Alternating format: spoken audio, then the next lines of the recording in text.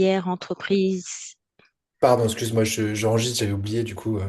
Vas-y. Je recommence. Bonjour à toutes et à tous. Je suis Cécile Morvan. Je suis conseillère entreprise au sein de France Travail à l'agence de Lyon Confluence. J'accompagne les entreprises dans leur recrutement et les organismes de formation dans leur programme de formation lorsque ceux-ci répondent à des besoins identifiés par les branches professionnelles et identifiés également sur le marché du travail. C'est le cas aujourd'hui avec le Bahut et Sylvain. Non seulement cette formation répond aux besoins identifiés sur le marché du travail, mais également ce programme porte l'alternance comme levier de retour à l'emploi. C'est tout là l'objet de notre présence France Travail et de supporter au sens anglais les organismes de formation qui font l'effort non seulement de proposer des programmes de qualité, mais de répondre aux besoins du marché du travail. Tu spoil un peu la suite, mais tu as tout à fait raison, parce que notre Mm. seul objectif à nous, c'est l'insertion professionnelle. Alors, petit chiffre que je vous redirai à la fin, parce que c'est vraiment, pour de vrai, on en suit quand même deux. C'est la note de recommandation. Est-ce que nos apprenants à la fin ont été satisfaits? Est-ce qu'ils sont prêts à en parler à d'autres? Parce qu'on a aussi beaucoup de candidats qui viennent du bouche à oreille, et d'anciens employeurs et d'autres. Et surtout, c'est le taux d'insertion. Pour info, aujourd'hui, on est à 95,2% sur les 6 premières promos. Et c'est vraiment quelque chose qu'on suit et on est toujours très en contact avec nos anciens qui sont aussi beaucoup là pour vous aider, vous. Si vous avez des questions, vous les trouverez facilement sur LinkedIn. Ils ont indiqué qu'ils avaient fait le bahut et ils répondent. Et autre info pour tous, pour ceux qui peuvent se déplacer ou qui ne sont pas à Lyon, il y a le salon Learning Tech qui se déroule les 29 et 30 janvier à Paris, Porte de Versailles. C'est gratuit. C'est le grand mess des acteurs de la formation et du numérique. Tout le monde sera présent, toutes les sociétés EdTech, donc celles qui proposent des logiciels pour la formation, toutes les grosses agences et tous les gros OF seront sur place. Vraiment, alors, c'est pas le meilleur salon. Oups, c'est enregistré, c'est pas grave. Parce que il y a beaucoup de commerciaux, il y a beaucoup de monde, beaucoup de bruit, donc c'est dur de faire des vrais et longs contacts et d'apprendre vraiment des choses. Bien que si vous êtes très novice sur le sujet, vous apprendrez quand même plein de choses, parce qu'il y a plein de conférences. Ce que je reproche un peu parfois, c'est que c'est des conférences menées, animées par des commerciaux et non par des pédas, des formateurs ou des spécialistes de la formation. Donc c'est souvent des pubs un peu déguisées. Mais ça n'empêche que le salon est intéressant et que je vous recommande d'y aller si le sujet vous intéresse. Ça vous permettra de rencontrer plein de gens, de nous rencontrer, de rencontrer mes collègues qui assurent le Bahut Paris et aussi ceux qui assurent le Bahut Nantes. Ça, c'était pour la mini intro. Et maintenant, pas du tout Patrick. Haha. Ce webinaire ne s'adresse qu'à des jeunes. La moyenne d'âge au Bahut est de 38 ans sur notre dernière promo.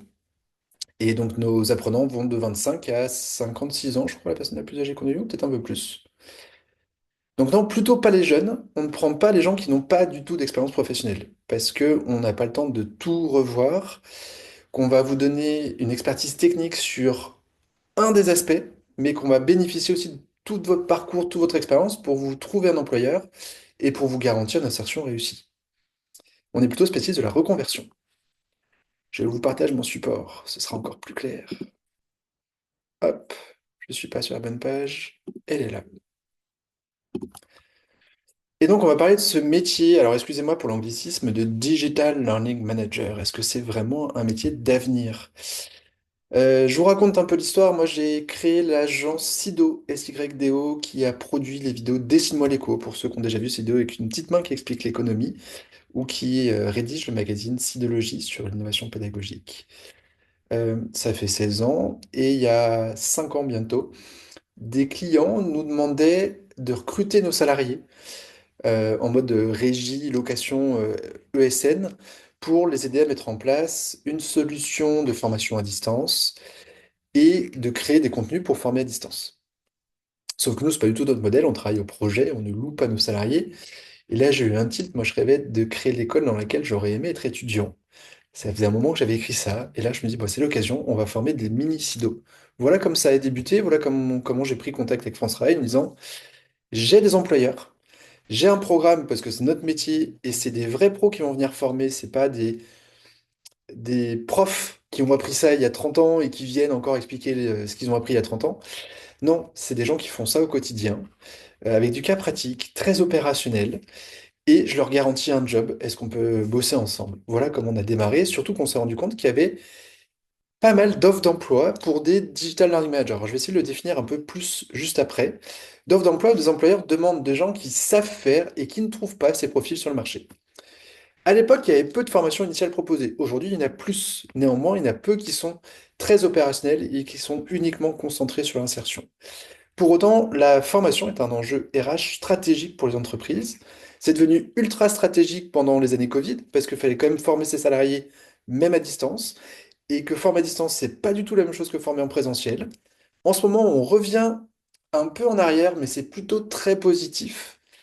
On va vers du blended, du mix présentiel-distanciel. On vous fait la théorie à distance, parce que le prof qui répète tout le temps la même chose, ça sert un peu à rien. Par contre, les cas pratiques, on va les faire en synchrone, en présentiel, en distanciel, mais avec lui, et il va répondre vraiment à vos questions. Et là, il faut toujours des spécialistes pour concevoir ces formations-là, parce que c'est pas la même chose que de faire une formation présentielle.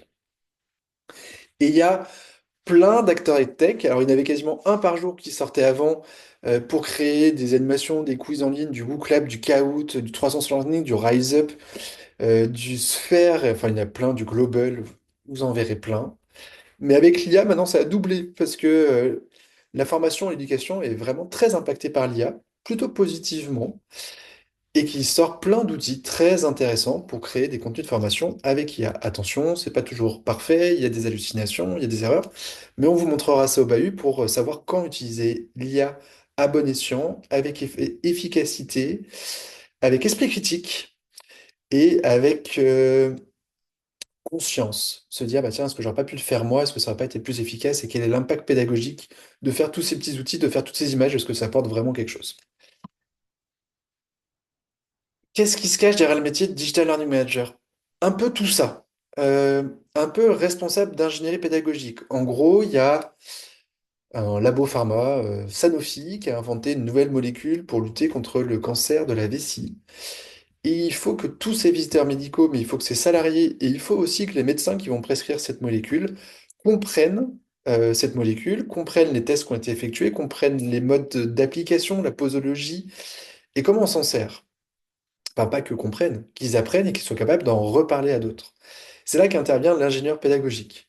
Il va bosser avec les super chercheurs du labo de Sanofi qui ont trouvé cette molécule, qui ont fait 10 années de tests pour être sûr qu'elle était viable et intéressante, pour traduire leurs mots très complexes en des mots dans un vocabulaire qui correspond aux apprenants.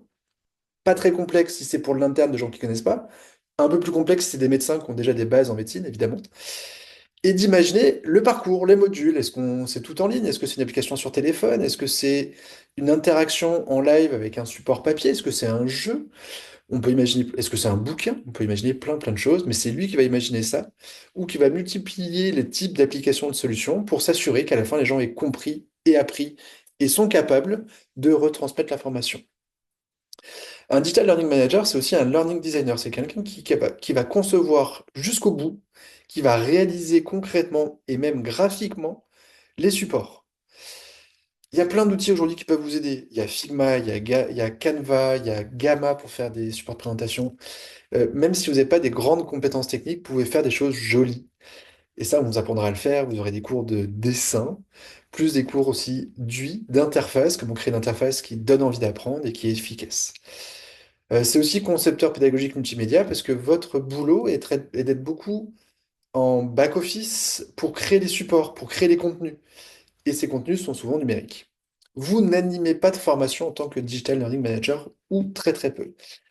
Vous pouvez par contre être un peu administrateur LMS. LMS, c'est la Learning Management System, c'est la plateforme numérique sur laquelle on met les contenus de formation et sur laquelle on va évaluer l'apprentissage, évaluer le niveau de compétence, est-ce que les gens ont appris, est-ce qu'ils sont allés au bout, combien de temps ils sont restés dessus, etc. On va vous donner aussi des clés pour animer potentiellement des classes virtuelles ou pour concevoir des classes virtuelles.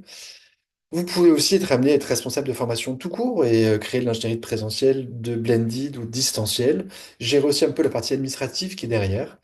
Et enfin, un peu plus comme chez Sido, des consultants en pédagogie, où votre rôle, c'est de prendre un brief client, d'imaginer le parcours, de le storyboarder, de créer toutes les planches. Eux, ils appellent ça des maquettes moches. Ils font des dessins rapides, et après, on travaille des animateurs, des dessinateurs, des monteurs vidéo, etc., etc.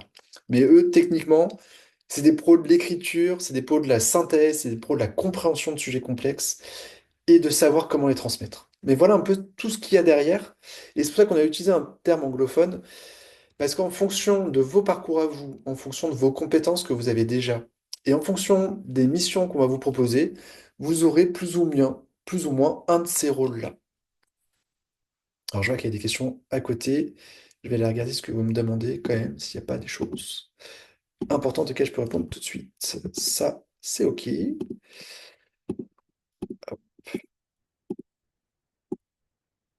Je suis sur Bayonne. Est-ce que c'est OK pour nous? Ah ah. Alors, oui et non. On vous enverra les slides de la réunion à l'issue avec le replay, évidemment pour le spectateur anonyme, pour Bayonne et pour n'importe où en France. Nous, notre formation est en présentiel à Lyon. Je vais vous expliquer pourquoi. Ça n'empêche que c'est organisé pour que des gens qui ne sont pas de Lyon puissent venir à Lyon pour ces semaines de formation. Parce que ce n'est pas des journées disséminées à droite à gauche, ce sont des semaines. Et qu'on a plein d'étudiants qui viennent d'un peu partout en France. On a une étudiante là sur la dernière promo de Strasbourg, une autre de Bordeaux, une autre de Nantes, trois quatre de Paris. On n'attire pas que des Lyonnais. C'est parfois même mieux et très efficace pour eux parce qu'ils sont 100% dédiés à la formation quand ils sont là, pour les 4 ou 5 jours dans la semaine où il y a la formation. Ils sont complètement dispo, ils n'ont pas les tâches familiales à assurer à côté. Et donc, du coup, ils peuvent réviser, ils peuvent aller plus loin, ils peuvent retester plein de choses. Ça n'empêche que nous, on a des employeurs aussi un peu partout en France, parce que le Strasbourgeois, enfin, c'est une Strasbourgeoise, pardon, on lui a trouvé un job à côté de chez elle, mais elle vient se former à Lyon. Voilà. Sophie, quel est le niveau scolaire pour ce genre de poste? Il n'y a pas de prérequis en termes de diplôme. Par contre, on a des tests techniques je vais vous présenter à la fin sur les capacités rédactionnelles. Je vois que tu écris très bien déjà. Sans faute, bravo, parce que c'est important pour nous. De capacité de synthèse, de curiosité et un minimum de connaissances techniques, enfin de savoir faire une recherche sur Google, de savoir lancer un PowerPoint. Mais ça, on a des tests avant de postuler. Par contre, il y a pas nécessairement de diplôme. Nos anciens, on a du bac -2 comme du bac+8. Et c'est pas du tout quelque chose qu'on regarde. Avec le retour au présentiel dans les entreprises, quelle prévision pour ce métier? Bonne question, Marie-Audrey. Il n'y a pas vraiment d'impact. Clairement, en ce moment, il y a moins de boulot dans les agences.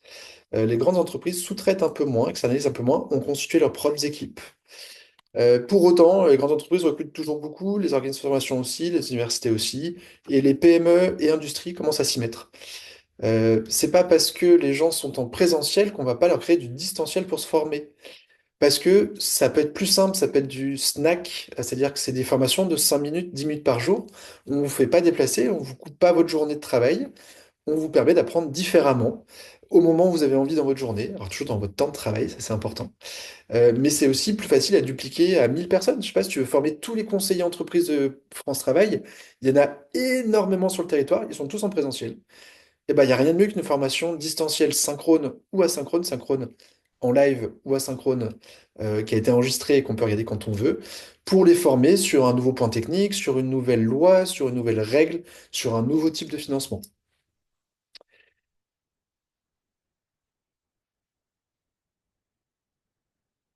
Comment s'inscrire au Bahut Paris, s'il vous plaît? Lyon en distanciel, j'ai précisé que non, tout se fait en présentiel sur la formation. Ça n'empêche qu'on peut vous trouver un job à Paris, même si vous venez à Lyon. Et Bahut Paris, bah, vous allez sur le site lebahut.com, je vais vous envoyer ça juste après. Est-ce que Digital Learning Manager est un métier qui peut s'exercer en freelance et à la carte? Oui, oui Marion. Je fais même un cours, moi, pour savoir comment se vendre et comment chiffrer son taux jour, avec pas mal d'infos. Néanmoins, c'est pas notre objectif. Je recommande à tous mes anciens de prendre au moins 3 années d'expérience, donc, dont l'année d'alternance, avant de se mettre freelance, parce que c'est un autre métier auquel on ne prépare pas, freelance. Il faut savoir chiffrer, il faut savoir vendre, il faut savoir facturer, il faut savoir relancer, il faut savoir faire son marketing. Et c'est pas quelque chose qu'on apprend vraiment en bahut. On vous apprend à être techniquement d'excellents digital learning managers. Et deuxièmement, il y a une concurrence assez accrue en ce moment sur le marché du travail pour les freelances, où l'année 2024 n'a pas été dingue. Donc, je dis attention. Moi, le but, c'est que vous ayez un job avec un CDI qui vous rassure, qui vous remet dans une équipe et qui vous permet de faire votre portfolio. Voilà. Bon, j'avance un peu parce qu'il y a plein de questions encore et je vais pas y arriver, désolé. Mais je reviendrai sur les questions après, promis. Qu'est-ce que j'ai oublié comme slide? Mince, tant pis.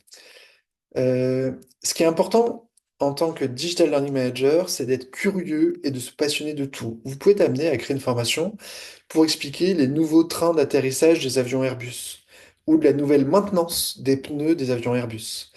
Airbus ou autres, hein, évidemment. Parce que c'est Michelin potentiellement qui fournit les pneus et qu'ils ont des modes de maintenance qui peuvent évoluer. Et il va falloir expliquer aux techniciens, et c'est un enjeu crucial, hein, parce qu'il y a des vies en jeu, comme vous l'imaginez bien, qui comprennent bien comment remplacer ces pneus, à quel moment, qu'est-ce qui est une trace inquiétante, qu'est-ce qui est un pneu en bonne santé, etc.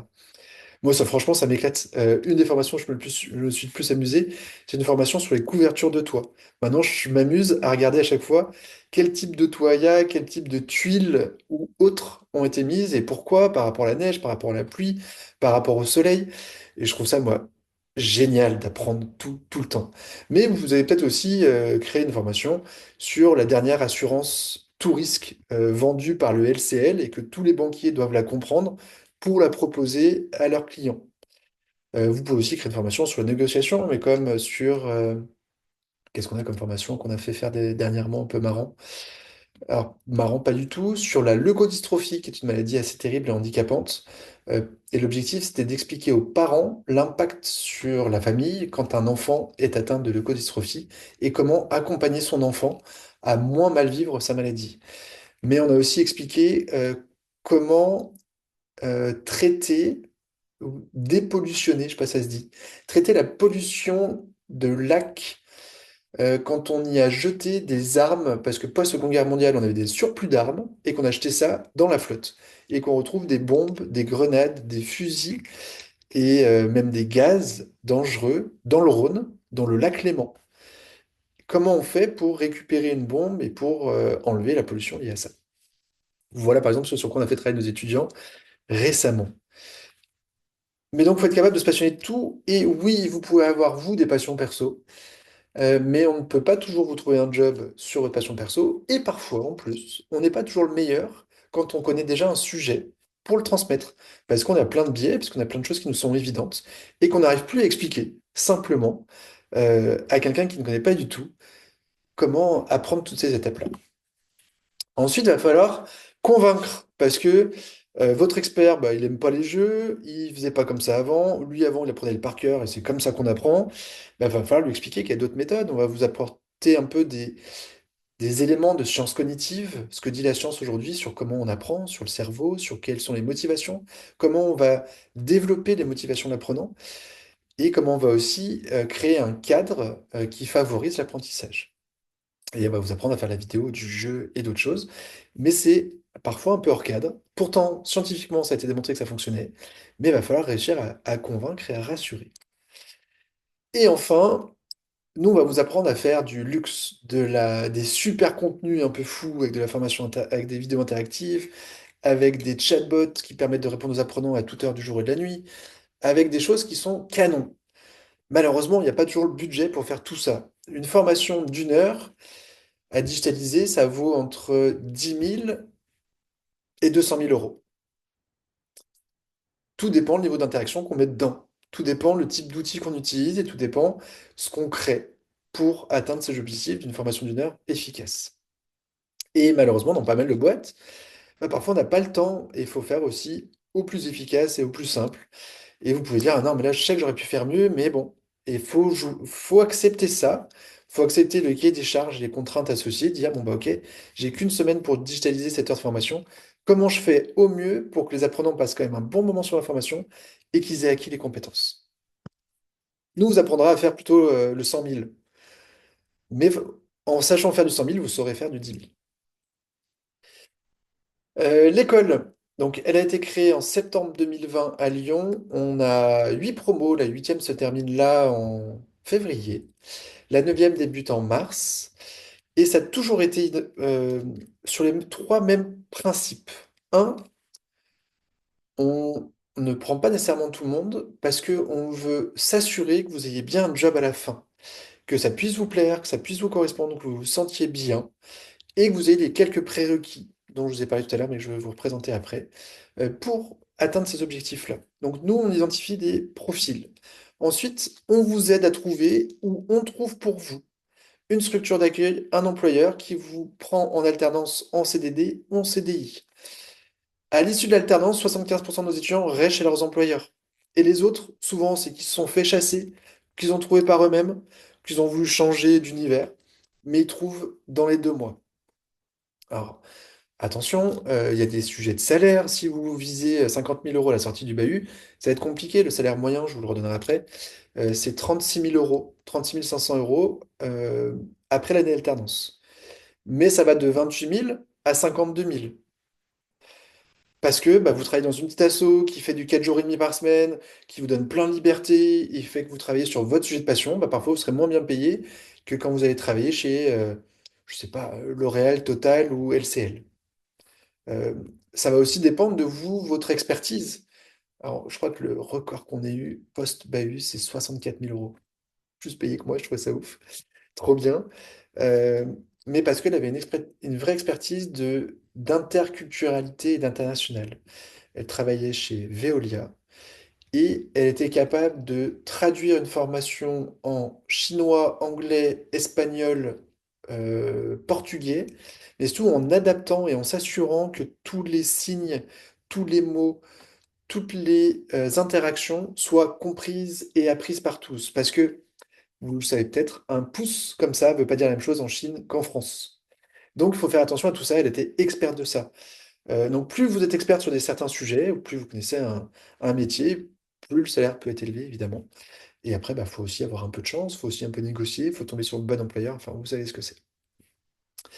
Mais on vous aide, on a déjà là, je crois, 22 employeurs qui veulent recruter quelqu'un pour notre prochaine promo. Moi, je travaille là-dessus pour en trouver d'autres. Et je peux aussi vous aider à en trouver vous si vous avez des choix. Et je connais aussi pas mal de monde, parce que comme je vous dis, ça fait 8 promos, et donc on a déjà eu 200 employeurs à Lyon. Je peux rappeler des anciens employeurs en disant, bah, tiens, j'ai quelqu'un de super qui correspond bien à ton métier, est-ce que tu as envie de le rencontrer? Et troisième chose, on vous rend opérationnel. Attention, c'est pas une formation théorique. Vous allez produire chaque jour, vous allez faire une vidéo, un texte, un quiz, euh, organiser une classe virtuelle, etc., etc. Vous êtes là pour faire, parce qu'on veut que quand vous allez chez votre employeur, vous soyez autonome. Il y a des employeurs qui vont vous prendre, il y aura peu de gens pour vous encadrer. C'est pas de l'alternance d'apprentissage à 14 ans où il y a absolument quelqu'un qui vous guide tous les jours sur ce que vous devez faire. Nous, il y a des boîtes, vous arrivez dans un organisme de formation, ils ont envie de digitaliser, ils ne savent pas faire, et vous serez là pour les accompagner, les guider, les aider à choisir le bon logiciel, la bonne méthode et la bonne stratégie, puis de la réaliser. Je vois que j'ai quelques questions. Je vais faire un tour dans les questions. Alors, waouh, il y en a plein.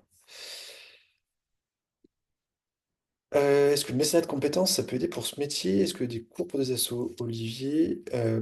Oui, mais le but, c'est pas que tu sois mécène, c'est que tu sois payé. Après, oui, bien sûr, si ton employeur accepte que tu fasses du mécénat, pourquoi pas? Quelle est la durée de la formation et est-ce que le contrat d'alternance est fourni par le bahut? La durée de la formation est de 12 mois. Enfin, c'est une alternance de 12 mois. La formation dure 57 jours précisément. 5 semaines au début et après 8 cycles de 4 jours dans l'année. Et le contrat d'alternance, bah oui, nous, on bosse pour tous les employeurs, mais il va falloir vous aussi les convaincre. Enfin, il faut déjà nous convaincre qu'il faut qu'on fasse rentrer au BU. Et ensuite, vous, que vous convainquiez les un, 2 ou 3 employeurs qu'on vous présentera. Je vous le réexpliquerai, mais dans l'idée, chaque employeur n'a le droit de rencontrer que 3 apprenants, 3 candidats présélectionnés, parce que s'il n'y en a aucun des 3 qui colle, c'est que soit j'ai pas compris ce dont il avait besoin, soit il est beaucoup trop exigeant par rapport au candidat qu'on peut lui amener, soit il attend quelqu'un qui sait déjà tout faire, alors qu'en fait, il faut quand même que vous soyez formé. Et inversement, vous aussi, on vous présentera qu'à 3 employeurs. Si les 3 disent non, on vous poussera moins pour laisser la chance à d'autres. Et aussi parce que peut-être qu'on n'a pas vu, nous, quelque chose pendant les entretiens qui passe pas chez les employeurs. Euh, Oui, si tu as déjà des compétences qui correspondent à ce que j'ai présenté, spectateur anonyme, tu peux déjà commencer à présenter ton CV comme tel. Et nous, enfin, il faudra de toute façon le présenter pour montrer que tu es fait pour ce métier-là. Il y a de la place à Lyon, on est à Lyon. Alors, on a un peu moins d'employeurs sur Lyon là, on a quand même 8, mais on a déjà présélectionné 14 personnes. Donc, ils sont un peu prio, mais ça n'empêche que ça se trouve, vous correspondrez mieux aux boîtes qu'on a, donc on vous présentera aussi. Euh, Mais donc, il y a de la place à Lyon et je vais continuer à en chercher. Florian, est-ce que c'est normal si on peut accès au chat? Oui, parce que sur les webinaires, j'ai pas ouvert le chat. J'ai ouvert que les Q&A. Est-ce que ces tâches sont pas toutes réalisées par les enseignants eux-mêmes? J'imagine que ce sont certaines écoles qui offrent ce genre de poste. Ouais, alors, créer son PowerPoint pour un cours présentiel, souvent l'enseignant va le faire lui-même. Encore que, parfois, ça peut être fait par le concepteur pédagogique. Mais par exemple, à EM Lyon, ils ont une équipe de 7 ingés pédagogiques et seule la bosse n'est pas issue du BU. Et aujourd'hui, ces 7 ingés pédas bossent en plus avec des agences pour digitaliser des cours pour des enseignants, pour pas leur enlever des heures, hein, mais pour que certaines heures puissent se faire à distance et que eux fassent les heures les plus importantes, les plus impactantes. Oui, toutes les écoles ne font pas encore ça, mais toutes y viennent pour des questions d'économie, faut pas le cacher, parce que bah, créer un contenu, ça coûte cher, mais après qu'on le diffuse à 100, à 1000 ou à 10 000 personnes, c'est à peu près le même coût. Et donc, ça peut réduire les coûts d'enseignement ou rendre l'enseignement plus efficace. Pour des questions d'efficacité, tout simplement, je vous l'ai tout à l'heure, vous voulez former tous les conseillers entreprises de France Travail. C'est un projet sur 2 ans, il va falloir faire déplacer tout le monde, c'est très compliqué. Outre les coûts, ça risque d'être inefficace, alors qu'une bonne formation à distance répondra peut-être plus à leurs attentes. Donc, la plupart des boîtes et des OF, des organismes de formation, des universités, des écoles, y viennent. Est-ce qu'il y a plusieurs sessions dans l'année? Non, à Lyon, il n'y aura que cette session normalement. Par contre, il y en aura une, voire deux à Paris et une, voire deux à Nantes aussi. Pourquoi je fais des sessions, enfin, pourquoi qu'une seule session? J'ai un peu moins d'employeurs en ce moment. Je dis, j'en ai déjà 22, hein. Pour une promo, j'ai entre 20 et 25 places, c'est déjà pas mal. Mais je veux pas non plus mettre des gens sur le marché du travail qui ne trouvent pas de boulot. Donc, voilà, si je vois qu'il y a plein d'employeurs qui m'appellent d'ici juin en me disant qu'il me faut absolument quelqu'un en septembre, je relancerai peut-être une promo.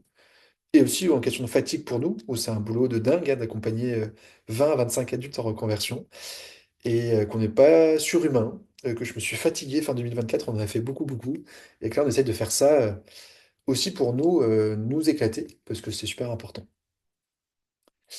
Comment on conçoit un cours sur un sujet sans être soi-même expert? Ben, on va toujours travailler avec un expert. Et d'ailleurs, nous, on va vous les présenter au BAHU. On va faire venir un expert d'une association qui va vous partager son savoir en 2 heures, plus plein de sources.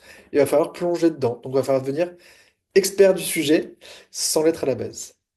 Dépolluer, Maria, c'est beaucoup mieux que dépollutionner. T'as bien raison. Pardon. Euh, la même question, Dîner, tu es là. Tu m'avais marqué 23 03.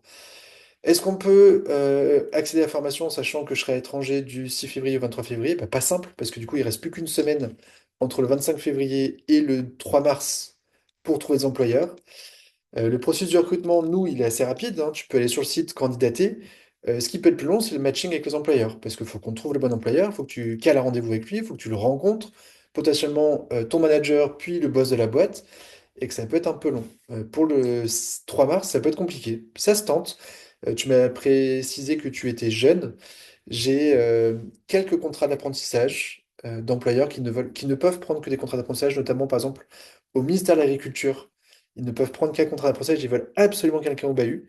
Donc ça peut simplifier, mais il faut que tu candidates au plus vite dîner. Est-ce que la part d'IA dans les outils est importante? Euh, Tous les outils à en mettre dedans, c'est rarement efficace et rarement utile. Il y a des outils IA spécialisés aussi, on vous présentera un peu tout ça. Non, l'IA pour l'instant n'est pas encore très importante et les entreprises n'utilisent pas toujours, voire beaucoup refusent totalement l'utilisation de l'IA pour créer des contenus de formation.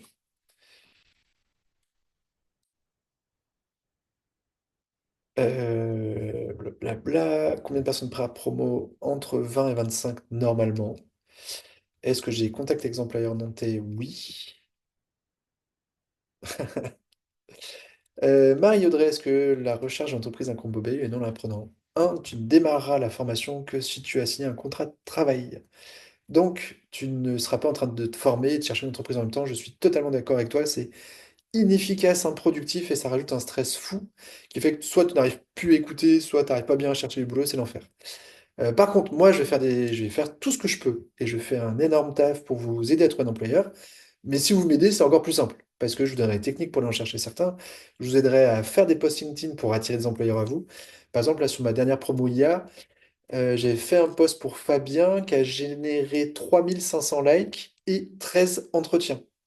Un autre pour Stéphane Bertin qui a fait, je crois, 900 likes, 4 entretiens. Bah, c'est moi qui lui ai rédigé le post, je lui ai dit comment le faire, c'est lui qui l'a posté et c'est lui qui a assuré son entretien. Ils ont évidemment trouvé un boulot. Des employeurs sur le Pays Basque, là, j'ai pas en tête, mais il faut que je regarde, Gonaël. Ça se cherche. Euh,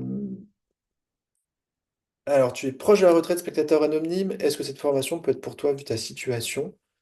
Je te l'ai dit, on a des apprenants plus âgés. Très honnêtement, c'est quand même plus dur pour nous, pour trouver des employeurs, pour des personnes qui ont plus de 50 ans.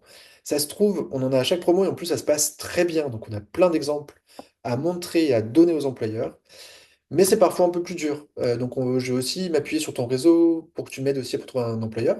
Mais c'est clairement un job passion pour finir sa carrière pro, ça peut être cool. Pascal, du coup. Faites-vous de formation en distanciel et sans avoir le bac? Oui, sans avoir le bac. En distanciel, non, on ne fait que du présentiel.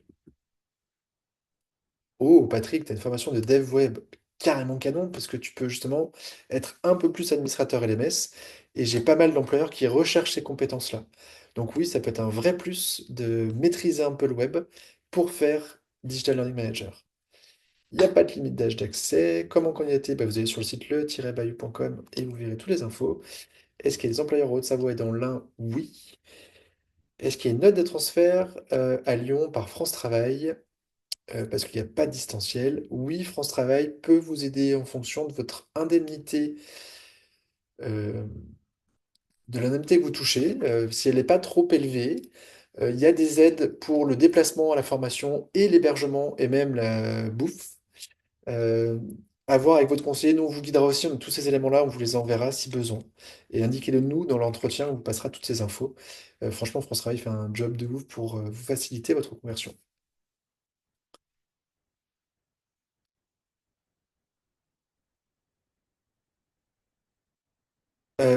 Nantes s'est trompé, ou c'est moi qui me suis trompé sur mon site, c'est pas 399 jours, c'est 57 jours, 399 heures, Jessica. Oui, la même formation est dispo à Paris et à Nantes. Est-ce qu'on donne la possibilité de réaliser une PMSMP? Pas du tout. Non, Dolores, c'est à faire avant de candidater chez nous ou en même temps de candidater chez nous. Mais nous, le jour où tu démarres, tu es déjà salarié d'un employeur. Donc, faut être très convaincu et sur ton coup. Et dans quel délai commencent les inscriptions, l'alternance ou le contrat en CDD, CDI? Bah, les inscriptions, enfin, en tout cas, vous pouvez candidater dès maintenant. On fait passer les entretiens depuis début janvier. On va arrêter les candidatures au 1er février et la formation débute le 3 mars. Et dès le premier jour de formation, vous êtes salarié, donc vous êtes rémunéré. Toujours pas de limite d'âge. 900 likes, Patrick. Tu peux aller regarder Stéphane Bertin et Fabien Bouvier. J'ai la chance de bien maîtriser LinkedIn, de bien connaître comment ça marche et de savoir faire ça. Oui, j'ai des employeurs sur Toulouse, Solène. Formation multimédia, intégratrice HTML, chef de projet constant SEO. Bah grave, ça colle plutôt pas mal, Sandrine. J'ai une formation expérience PLM, DevOps, marketing. Bah, très cool aussi. Bon, j'ai fait à peu près le tour.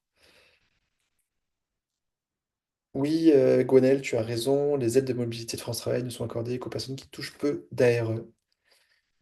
Et quand c'est en alternance, euh, les frais peuvent être demandés aux OPCO par l'employeur, ou vous pouvez aussi demander à votre employeur de vous aider pour vous déplacer et vous héberger à Lyon.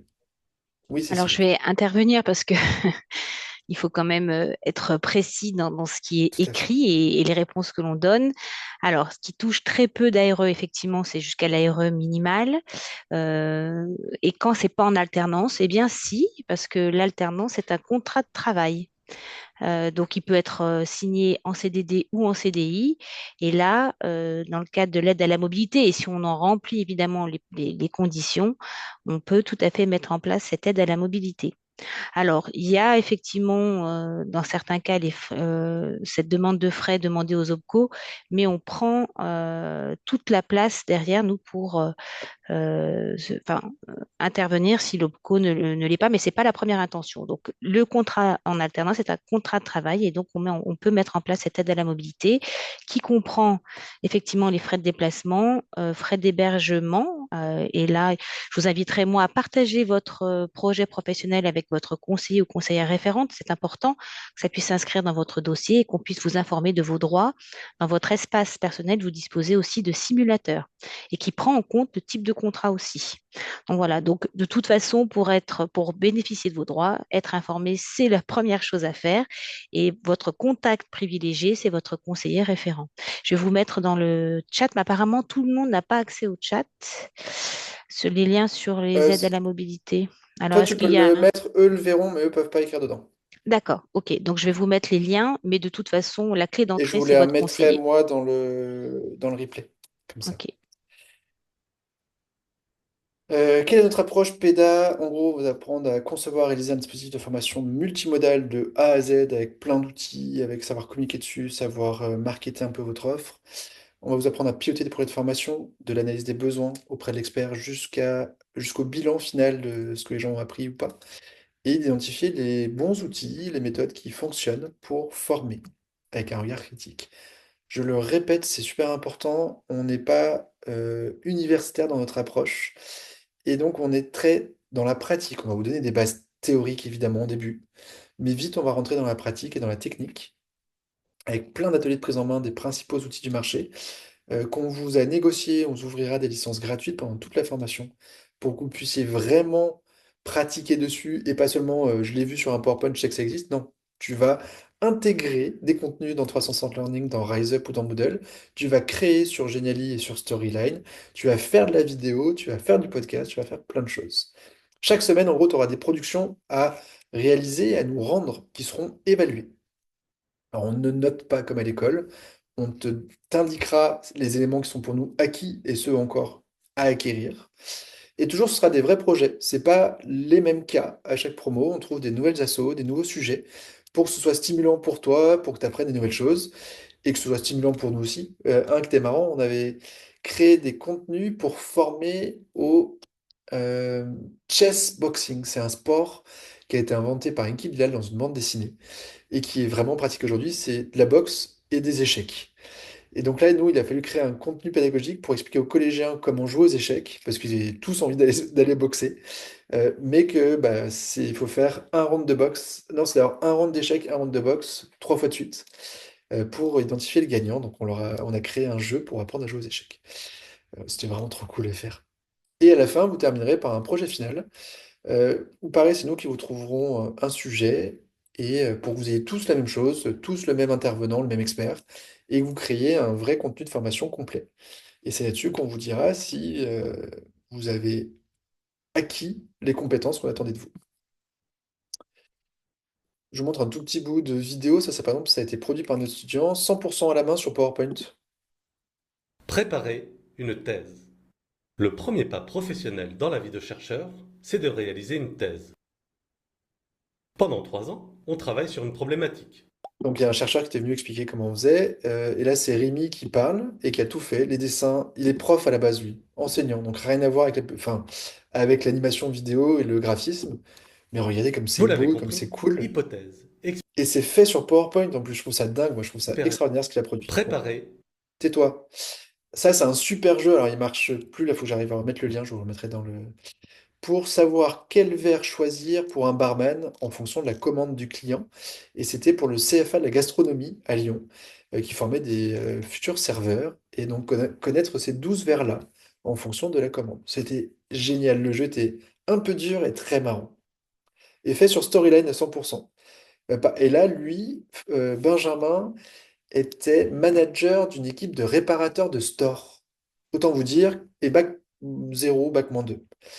Il vient pas du graphisme, il vient pas du développement informatique. Par contre, il était bidouilleur, il adorait ça. Et il s'est éclaté, il était super fort. C'est vraiment un champion, alors que sur le papier, il avait ni les diplômes, ni le parcours qui justifiait ça. Aujourd'hui, il est dans une belle agence, très bien payé, il s'éclate. Autre chose qu'on met en place, c'est l'apprentissage entre pairs ou par les pairs. Vous avez tous des expériences de dingue à vous partager. Et c'est super important de le faire et d'apprendre des autres, se faire aider sur le graphisme, se faire aider sur le développement web. Tout à l'heure, il y a quelqu'un qui disait qu'il était spécialiste de ça, sur la création d'interfaces, sur la formation tout court, parce qu'il y a peut-être d'anciens enseignants. On a à chaque promo quelques anciens enseignants qui sont là. Et donc vous avez tous des choses à vous apprendre, et ça, on vous fait travailler en groupe, en solo, mais toujours en vous en relire, en vous en aider par quelqu'un, euh, par des vraies mises en situation. Aussi, on va vous apprendre à être un peu critique vis-à-vis des modalités pédagogiques, vis-à-vis des outils, parce que tout nouvel outil est waouh et va révolutionner le monde, et en fait, pas toujours. Et c'est intéressant de comprendre. Et enfin, on vous met dans une communauté de plus de 800 Digital Learning Managers qui est assez active pour des questions techniques ou des questions philosophiques ou de la recherche de boulot. Ça marche super bien. C'est une communauté sur Discord que j'anime moi, que j'ai créée moi, où il y a tous nos anciens, mais il y a aussi plein d'autres gens. Comment ça se passe? Alors, ça a commencé le 10 décembre, mais c'est encore ouvert jusqu'au 1er février. Vous allez sur le site lebahut.com et vous verrez formation digital learning ou je veux candidater. Il y a un petit formulaire de prérequis pour nous assurer que vous êtes bien dispo pour venir à Lyon en présentiel pour la semaine de formation, euh, que vous avez bien compris ce que c'est que le métier. Et après, il y a un formulaire de candidature pour voir si bah, vous avez bien compris ce que c'est que ce métier, ça vous correspond bien, voir si vous êtes un peu renseigné, si vous êtes vraiment motivé. Si vous avez des compétences numériques de base, vous savez faire un peu de recherche sur Google, hein, simple, mais que vous savez chercher de l'info. Et voir si vous vous connaissez un peu sur votre environnement de travail souhaité. Est-ce que vous voulez plutôt du hybride avec enfin, avec du travail à la maison? Est-ce que vous voulez du full remote? Alors pour l'instant, je crois que j'ai deux boîtes hein, qui acceptent du full remote. Ça se fait quand même pas tant que ça. Notamment, c'est difficile quand on démarre sur du full remote. Donc là, je chercherai des candidats qui ont déjà fait, qui se connaissent vraiment bien dessus. Parce que j'ai déjà eu des échecs à cause de ça. De gens qui voulaient ça, mais en fait, c'était pas pour eux. Ou si vous voulez une équipe avec un management très proche de vous pour vous guider au quotidien, ou au contraire, un management plutôt autonomiste qui vous laisse faire. L'idée, c'est que on ait toutes ces infos pour que moi, vous aide à trouver le bon employeur. Ensuite, vous aurez un entretien avec Rachel ou Aurélien, toujours dans l'idée de mieux vous connaître et de vous dire, OK, go, no go, t'es présélectionné. En gros, on en présélectionne 35 pour 25 places et on démarre entre 20 et 25. Donc, il y en a quelques-uns, malheureusement, à qui on ne trouvera pas d'employeur pour plein de raisons, parce que soit vous cherchiez absolument à Villefranche-sur-Saône et qu'on n'a pas trouvé d'employeur dans le Beaujolais, parce qu'on n'en a pas eu, ou qu'on avait un autre, mais qui a choisi un autre candidat que vous. Euh, ou parce que vous vouliez un gros salaire pour démarrer, et malheureusement, le salaire d'embauche, je vais vous le donner. Il est où? Il n'est pas là. En gros, on est sur du 24 000 euros brut, 24-25 000 euros brut en moyenne, mais beaucoup démarrent au SMIC, c'est 22 000 quelque chose. D'autres arrivent à négocier entre 25 et 30, donc ça fait une moyenne autour de 24-25. Mais si clairement vous avez une prétention et un besoin à 30 000 minimum par mois pour vivre, et je le comprends, il n'y a pas de jugement derrière, je ne suis pas sûr de vous trouver le bon employeur. Néanmoins, à savoir que si vous avez des ARE, les ARE compléteront la rémunération que vous toucherez pendant votre alternance. Donc, il y a quand même ça à avoir en tête. Si vous avez un niveau de rémunération supérieur via l'ARE que ce que votre employeur vous propose, bah, c'est pas trop grave parce que l'ARE complétera. J'ai pas de bêtises, Cécile? Tu es effectivement en train de répondre à Une une des questions qui t'est personne. arrivée? Ok. Oui, oui, j'ai mis le lien sur le complément d'allocation, les modalités du complément d'allocation et de la reprise d'activité. Donc, il y a un simulateur et vous pouvez rentrer le salaire proposé. Ce simulateur est déjà alimenté de vos données personnelles et notamment de votre allocation journalière. Et le calcul se fera sur le complément qu'on pourra vous verser. Ok. Comment ça se passe? Donc, vous nous dites un peu enfin, ce que vous voulez. Moi, je fais pareil avec des employeurs. En fait, je passe mes journées à avoir des employeurs au téléphone pour voir si ça peut coller. J'essaie de vous en présenter un, deux ou trois. Ensuite, c'est à vous de faire vos entretiens et d'assurer un rendez-vous. C'est pas parce que j'ai dit que vous étiez super fort et que je vous ai bien vendu l'employeur que ça va coller. À vous de vous vendre, à vous de le rassurer aussi. Et ensuite, vous signez un contrat pro. Après, vous vous formez pendant 5 semaines au bahut, full-time, et vous êtes salarié pendant ces 5 semaines, à ne pas oublier, pour que vous arriviez chez l'employeur à l'issue de ces 5 semaines, en ayant déjà construit un premier module de formation hébergé sur une plateforme numérique. Donc, on vous fait faire l'ensemble de la chaîne avec des outils simples pour que vous arriviez chez lui en étant autonome et en pouvant apporter des choses aux équipes. Et après, je vous l'ai dit, c'est 8 cycles à peu près de 4 jours où vous revenez à l'école dans l'année. En gros, toutes les 5 semaines, vous revenez 4 jours à l'école, mais vous avez 5 semaines où vous êtes 100% dédié à votre boîte. Et vous n'avez pas de cours, pas de travail à réaliser, à rien. Seulement votre boulot pour votre employeur. Et ça plaît beaucoup aux employeurs. Et normalement, pour vous, c'est aussi faisable si vous n'êtes pas de Lyon, parce que ça vous permet d'avoir des semaines où vous êtes à Lyon, des semaines où vous êtes dans votre ville ou dans celle de votre employeur. Combien ça coûte tout ça? Parce que c'est pas gratuit, évidemment. Enfin, si pour vous, c'est pris en charge par l'employeur. C'est pas gratuit dans le sens où la formation est facturée 9 200 euros, mais c'est l'employeur via son OPCO ou tout seul qui paye cette formation. Donc pour vous, il n'y a pas de coût. C'est ça qu'il faut avoir en tête. Et je vous l'ai dit, donc pendant la formation, le salaire est entre 22 et 28 000 euros bruts. Et à l'issue, en moyenne, on est entre 36 et 37 000 euros sur les 3 dernières promos où j'ai fait les stats, 4, 5 et 6. Attention, on est en cours d'enregistrement de diplôme auprès de France Compétences. On espère le recevoir pendant votre année d'alternance. Et si c'est le cas, vous pourrez diplômer. Ce sera un niveau bac+2. Mais pour l'instant, il n'y a pas de diplôme. Nos 8 premières promos sont sorties sans diplôme et sont tous en emploi. Les employeurs se fichent de votre diplôme. Vous avez plus 20 ans. Ce qu'ils veulent, c'est que vous sachiez faire, que vous soyez bon, vous soyez efficace. Et ça, c'est ce qu'on vous garantit si vous suivez bien la formation. De toute façon, vous n'aurez pas le choix si vous êtes au bahut. On va être derrière vous tout le temps. C'est pour ça qu'on fait du présentiel aussi. Parce qu'on veut être à côté de vous, on veut s'assurer que vous soyez bon. N'oubliez pas, c'est souvent moi qui vous trouve un employeur. Donc j'ai un peu mis ma tête sur la table hein, face à l'employeur en disant, je te garantis que cette personne va être géniale et que je vais être sûr que vous soyez géniaux. Parce que moi, je mets ma crédibilité en jeu aussi, d'où ce taux d'insertion très élevé. Nos prochaines promos, Lyon, c'est le 3 mars, à Nantes, c'est le 1er avril, et Paris, normalement septembre. Les horaires, en gros, normalement, c'est fait pour que vous puissiez aussi gérer vos enfants, si vous avez des enfants, ou pour que vous puissiez rentrer chez vous si vous habitez un peu loin. C'est 9h30, 17h15. Et nous sommes principalement trois, plus tous les SIDO.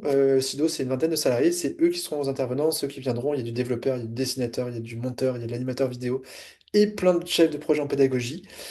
Plus Rachel, qui est docteur en pédagogie, plus moi qui fais ce métier depuis 16 ans, plus Aurélien qui fait ce métier depuis 12 ans, qui était prof de lettres et de latin avant de rejoindre SIDO il y a plus de 10 ans.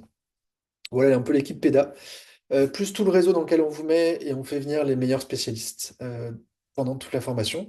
Sachant que je vous le rappelle, les cours théoriques, c'est à peine un quart du programme. Trois quarts, ça va être de la pratique. Et on sera là pour vous aider, vous guider, vous ne serez jamais seul pour réaliser des choses. Voilà, j'ai fini. Ce qu'il faut retenir, c'est qu'il faut aller sur lebail.com pour candidater. Vous pouvez le faire dès maintenant, on ne le fait pas trop tard parce que au bout d'un moment, on dira désolé, là on a déjà trop de candidats dans telle ville, on n'est pas sûr de vous trouver des places, donc on préfère pas ne te faire rentrer pour laisser la priorité aux autres, par exemple. Mais on sera très honnête, on vous dira les choses. Et voilà. Est-ce qu'il y a d'autres questions? Est-ce que j'ai oublié des choses? Est-ce que tu as vu des choses, Cécile, auxquelles je dois répondre, auxquelles on n'aurait pas répondu? Moi, je suis en train de répondre à certains Trop bien. concernant évidemment des problématiques France Travail sur les simulateurs. Donc, je viens de l'envoyer dans le chat. Ouais, pour le replay, je vous envoie tous les liens envoyés par Cécile, comme ça vous aurez tout. Oui, je les ai remis dans. Alors, certains ont indiqué qu'ils n'arrivaient ni à lire ni à avoir accès au chat. Du coup, j'ai remis les informations dans la rubrique questions-réponses. On cherche Voilà. encore une dizaine de candidats d'ici le 3 mars, enfin d'ici le 1er février. Une douzaine. On doit en avoir 12, 13 qui sont déjà validés. Le titre NCP sera de niveau 5. Les postes sont souvent de type cadre ou pas forcément. Pas forcément, ça dépend des boîtes, ça dépend des missions. Euh, Learning designer, tu es très concepteur de contenu uniquement, et c'est pas toujours cadre. Quand tu es responsable formation, c'est plutôt cadre, donc ça va dépendre des boîtes. Euh, Salaire, j'ai répondu. Est-ce qu'on voit du Adobe Captivate? On vous en parle, mais on peut faire du Loom, on peut faire du Camtasia. Il y en a plein d'autres qui permettent de faire ça. Et vous en verrez plein d'autres. Est-ce que j'ai un email ou un LinkedIn? Moi, mon LinkedIn, c'est Sylvain Tillon. Vous me trouverez normalement. Je pense qu'on a répondu à l'essentiel. Et pour ma part, de rappeler que, évidemment, la clé d'entrée, c'est le conseiller référent qui est à même de répondre à toutes vos questions concernant votre situation personnelle et votre reprise d'emploi.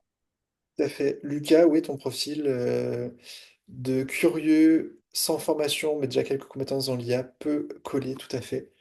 Sachant que vous verrez sur le site qu'on propose 2 formations, j'espère bientôt 3. Mais la deuxième formation est intégrateur IA. Et là, c'est plus technique, beaucoup plus technique que Digital Learning Manager, mais c'est souvent assez proche en termes de prérequis sur la curiosité, l'envie d'apprendre plein de choses, de mettre les mains dans le cambouis. Mais par contre, il faut aimer un peu, enfin, vous apprendre à coder, même si vous ne savez pas coder, vous apprendrez à coder. Et ça, il y a notre major, enfin, on ne fait pas de classement, je vous l'ai dit, mais dans notre top 3 de la promo, on a Benoît, qui était ancien footballeur pro, qui avait jamais ouvert d'ordi dans le cadre professionnel. 40 ans. Et il est incroyable. Au bout de 5 semaines de formation, il avait créé un jeu tout seul, en codant, par les techniques qu'on lui a prises, pour son employeur. Franchement, vraiment dingo. Oui, on a plein d'employeurs qui sont dans la formation logicielle. Alors, CAO, pas nécessairement. Après, à Lyon, il y a Visiative quand même. Donc, ils ont déjà pris un ancien du Bahut. Je peux quand même toujours les contacter. Et pour candidater, c'est sur notre site uniquement. Voilà, pour les infos. Je vous fais un mail. N'hésitez pas à me répondre par mail. Précision importante. Oui, Lucas, on fera des webinaires pour formation IA, mais la prochaine promo ne sera qu'en septembre. Donc, on fera les webinaires à partir de mai, je pense. Mais je crois que j'en fais la semaine prochaine dans la semaine du numérique organisée par France Travail, où je présenterai un peu les métiers et où sont nos anciens là sur les 2 premières promos, ce qu'ils font comme mission, etc., etc. Donc n'hésite pas à t'inscrire. Je vous mettrai le lien pour ces 2 webinaires la semaine prochaine que je fais dans le cadre de la semaine du numérique de France Oui, Travail. je vais me permettre d'intervenir. Tous les événements qui sont organisés dans le cadre de cette semaine thématique nationale sur le numérique sont référencés sur la plateforme Mes événements emploi. Donc, il vous suffit d'aller chercher ces événements-là. De toute façon, Sylvain, ce que tu organises est également référencé. Donc là, vous Tout à avez fait. simplement à toper l'événement sur cette plateforme.